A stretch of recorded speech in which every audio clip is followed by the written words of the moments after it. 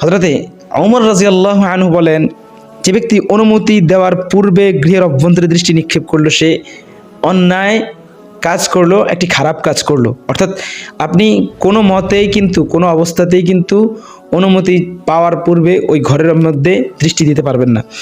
সহিহ বুখারীর মধ্যে আরো একটি হাদিস আসে, আত্তালা রাজুলুম মিন হুজরিন ফি হুজরাতিন নবী সাল্লাল্লাহু আলাইহি সাল্লাম ওয়া মা'আন নবী সাল্লাল্লাহু আলাইহি সাল্লাম মিদরান ইয়াহুক্কু বিহি রাসুহু ফাকালা নবী সাল্লাল্লাহু আলাইহি সাল্লাম। জনৈক ব্যক্তি রাসূলুল্লাহ সাল্লাল্লাহু আলাইহি সাল্লামের ঘরের বেড়ার কোনো একটা ছিদ্র দিয়ে তিনি উকি মারলেন। তখন রাসূল সাল্লাল্লাহু আলাইহি সাল্লামের হাতে একটা শলাকা ছিল, যা দিয়ে তিনি নিজের মাথা মোবারক চুলকাচ্ছিলেন।